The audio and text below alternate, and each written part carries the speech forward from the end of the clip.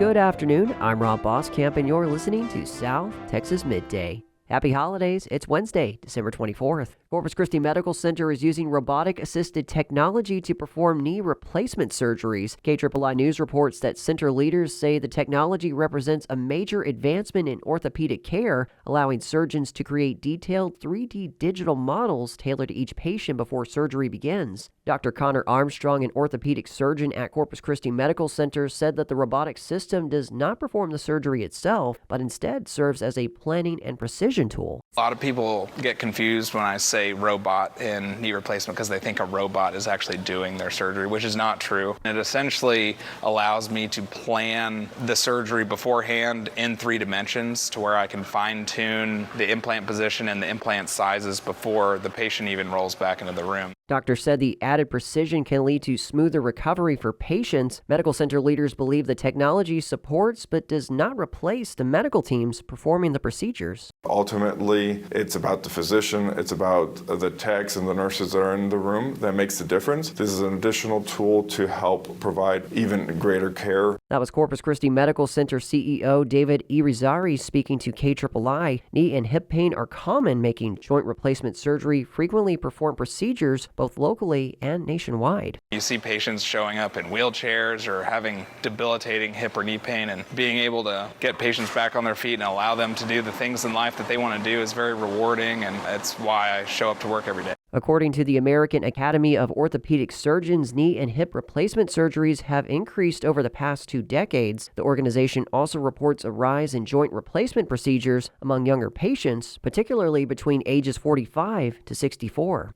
Several public works employees for the City of Victoria recently earned their professional certifications. Wastewater treatment plants operator Anthony Belt and maintenance technician Michael Farrell received their Class C wastewater treatment operator licenses from the Texas Commission on Environmental Quality. Belt joined Public Works last year. Farrell started at the wastewater treatment plant in 2022. Utility Supervisor David Mansfield received his Certified Water Professional Certificate from the Texas A&M Engineering Extension Service. Mansfield joined the Utilities Division in 2006. Surface Water Treatment Plant Maintenance Supervisor Curtis Moyer received his Class C distribution operator license from the TCEQ. Moyer joined Public Works in 2018 at the wastewater treatment plant before moving to his current role. People usually stop reading around adulthood, but it's never too late to turn the page and start again. The Associated Press reports that curling up with a good book can reduce stress, increase creativity, and boost empathy. A recent analysis of U.S. government data found that the percentage of Americans who read for pleasure during an average day has fallen to 16% in 2023, down from 28% in 2004. That includes audiobooks, ebooks, and magazines. To create a habit that sticks, start by scheduling reading into your day. You can read a few pages during a break or before bed. If you're reading a physical book, be sure to avoid distractions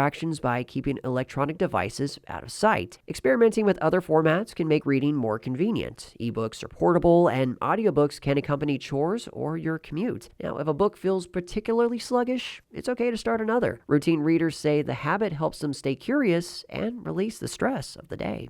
Learning to handle finances isn't always the easiest thing to do, especially if you're, for example, a woman in jail with a few prospects on the horizon once you've been released. Lon Gonzalez shares a story that focuses on people getting control of what affects their lives most once they're out of jail. Here's the scenario. You're a woman in jail knowing only that you'll eventually be released, but what about after your release? The prospects tend to look pretty thin. But during your time in custody, you have a chance to learn about financial literacy, something that could be very beneficial. Enter Ali Ibrahimov, a PhD student from Texas A&M University, Corpus Christi.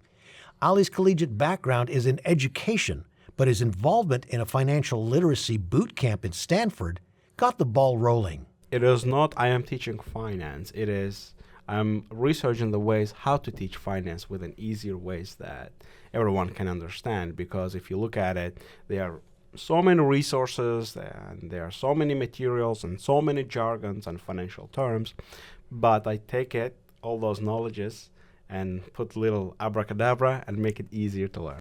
Bringing the tools he learned about back to Corpus Christi, he promoted the topic and had support from the local literacy council. A judge on the group's board suggested the information could impact inmates to get back into society. That led to financial literacy classes at Nueces County Jail, which focuses on helping female inmates keep track of finances once they're out. And I gave the presentation about how financial literacy can impact incarceration rate, how it can also help inmates right after they get back to the society, and it is going to teach not just theoretical knowledge, but it will also teach practical knowledge. Ali has since been involved in multiple sessions with inmates, but not just lecturing about finances, but developing hands-on activities to deal with real-world financial issues. Good evening, ladies. How y'all doing?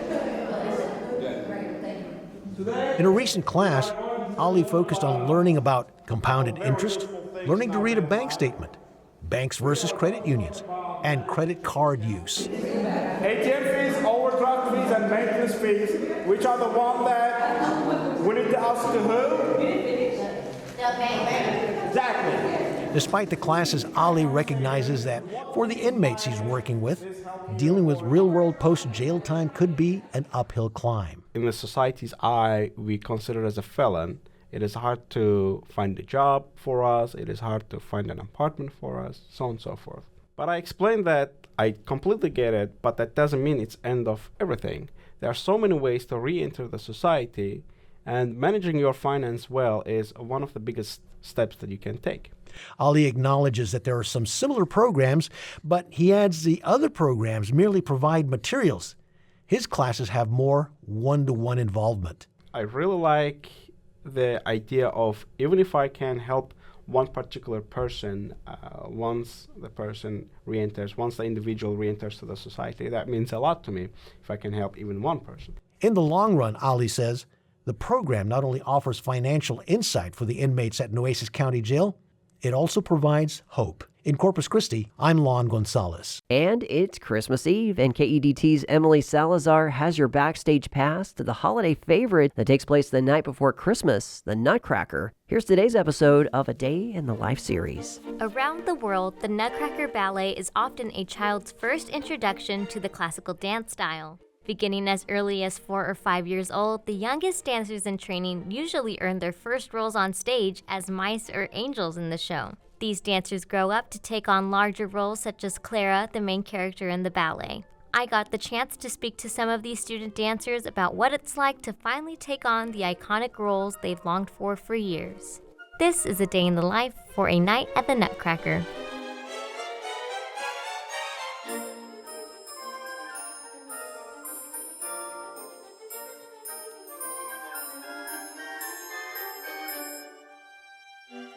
For many dancers, the various roles in Tchaikovsky's ballet represent milestones in their dance career, a way to measure their growth like pencil marks on a door frame.